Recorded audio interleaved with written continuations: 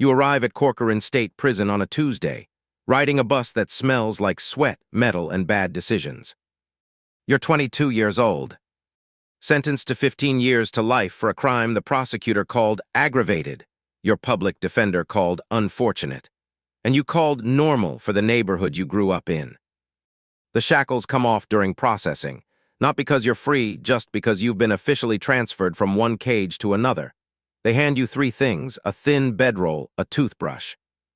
An inmate number. The number replaces your name, not temporarily, not symbolically, functionally. A guard walks you to your cell on B yard. He doesn't look at you, he looks past you, through you. The way someone looks through a chair or a locker, you are no longer a person. You are inventory, a body that needs to be stored. Welcome to the California Department of Corrections and Rehabilitation. The rehabilitation part feels like a typo. On your first day, you learn something important. Prison is not chaos. It looks chaotic from the outside. Inside, it is one of the most organized systems you've ever seen. Order is rigid, predictable, structured down to race. Every race has a car. That's prison language for a gang structure. The whites run with whites, the blacks with blacks, southerners with southerners, northerners with northerners. Politics are older than you, older than most of the guards. You don't choose your car. Your skin chooses it for you. Integration is something printed in brochures in the warden's office. On the yard, it might as well be 1952, just with better sneakers. You don't go looking for your car, they find you.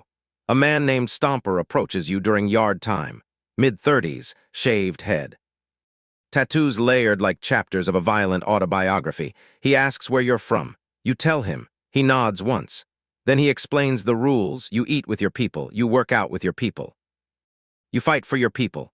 If someone from another car disrespects one of yours, the response is collective and immediate. No debate. No hesitation. There is no individual inside these walls. Your individuality was deleted during processing. Your car is your new operating system. For the first 6 months, you stay quiet. You listen more than you talk. You work your assigned job in the kitchen for 12 cents an hour. It is the most exploitative employer in America, and somehow still not the worst job you've ever had. You observe. You study the economy. Ramen soups are currency. One soup equals roughly 40 cents inside. Stamps are higher denomination. Phone time, tobacco, commissary snacks, and other substances move through a supply chain so efficient it would impress a business school professor. The shot callers control it. They set prices. They enforce debts. They manage territory. It's capitalism in a cage. The only difference is that the franchise fee is paid in blood. Stomper runs the car with fear. He's loud, aggressive, decisive. It works until it doesn't. Fear leadership always has an expiration date. Eventually, someone becomes more afraid of staying under you than of challenging you. You don't say this out loud. You just remember it. 8 months in, a gambling debt between your car and the Northerners escalates. Stomper reacts the only way he knows how, with force. He orders a hit in the chow hall. It's the prison version of starting a fight inside a police station. Maximum visibility, maximum consequences. It goes wrong. 3 men get stabbed. The yard locks down for 2 weeks. Stomper catches an additional assault charge and is sent to the SHU, solitary confinement with a bureaucratic name. And suddenly, there's a vacuum. The car needs a new shot caller. The senior members look at each other. Then they look at you, not because you're the most violent. Because during lockdown, you managed the commissary reserve so precisely that nobody went without supplies for 14 days. You rationed food. You negotiated trades through coded messages. You prevented panic. You didn't campaign for leadership. You audited your way into it. Your first move as shot caller is simple, structure. No more random acts of violence. Random violence creates attention from guards. Attention creates crackdowns. Every act of enforcement now requires your approval. No freelance stabbings. No personal vendettas. No emotional decisions. You create a 3-tier system for debt collection. First offense, warning. Second offense, controlled consequence. Third offense, physical enforcement. By the time someone reaches the 3rd level, it feels procedural, not emotional. Incident reports begin to drop. Your section of the yard becomes the quietest it's been in years.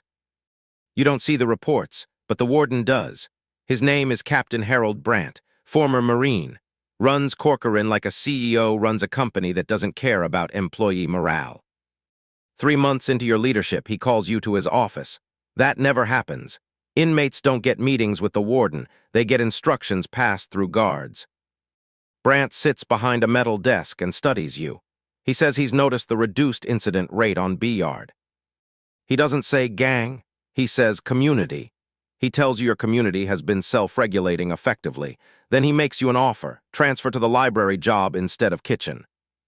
Better pay 31 cents an hour. Better hours, access to the law library for your appeal. In exchange, he asks for one thing: keep the peace, no contract, no paperwork, just an understanding. You accept. You think it's a negotiation between equals. Over the next 2 years, you expand your operation. Your car controls commissary supply chains across 3 yards. You negotiate truces with rivals that last longer than anyone expected. Other cars start copying your dispute system. You become judge, legislator, and executive inside a building owned by the state. Your economy generates about $50,000 a year in contraband value. But here's the problem with prison power: you can't spend it, you can't invest it, you can't take it outside the fence. You are the richest man in a cage. Every few months, Brant calls you in. He asks for the temperature of the yard. You give him general information. He offers small favors: a guard reassignment that helps you, a quiet transfer approval, an early release for a cooperative member. You begin to see these meetings as negotiations between two executives managing overlapping territories. But something feels off. The favors always arrive right before you need them. A guard transfer happens just before a rival plans a move. A relocation approval arrives right after rumors of an internal challenge. It's too precise, too timed. Year 4, your appeal is denied. Your lawyer tells you parole in 12 years is the best realistic outcome. 12 more years. You do the math. You'll be 38. You've already spent 4 years building an empire you can't leave. 12 more means your entire adult life will be spent managing people inside a building owned by someone else. Then you start thinking in numbers. Your operation moves $50,000 a year. The state spends roughly $81,000 per inmate per year. Corcoran houses 3,500 inmates. That's around $283 million annually. The single biggest cost driver? Violence. Every stabbing triggers lockdowns. Every lockdown costs around $40,000 in operational disruption. Before you took over, B-Yard averaged 6 incidents per month. Now it averages 1. 5 fewer incidents per month times $40,000 times 12 months equals $2.4 million. You are saving the state $2.4 million a year. Your compensation, 31 cents an hour. Year 5, everything changes. A new inmate transfers in from Pelican Bay.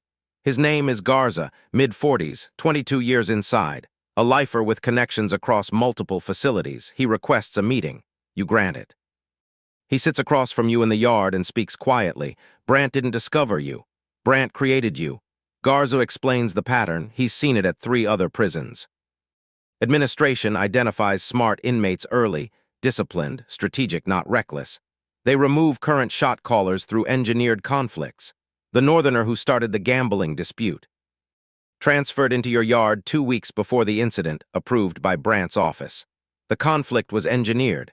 Stomper's removal was designed. The leadership vacuum was intentional. Your rise was landscaped.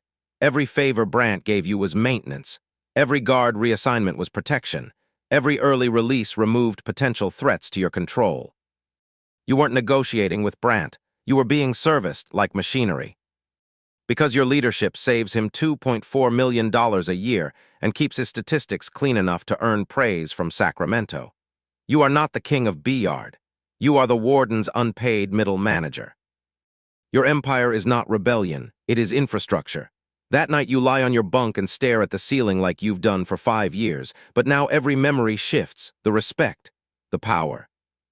The organization, it's all labor. Labor that keeps the prison quiet, labor that saves the state millions, labor that makes the warden look competent. And the worst part, you can't quit. If you step down, violence returns. If violence returns, lockdowns return. If lockdowns return, your men suffer. The warden didn't just lock you in a cell, he hired you. No salary, no retirement. No exit, you're not serving 15 to life anymore, you're working it. And the employer is the same state that convicted you. When you arrived at 22, you thought prison would take your freedom. Instead, it took something worse. It took your rebellion and turned it into compliance, and you volunteered.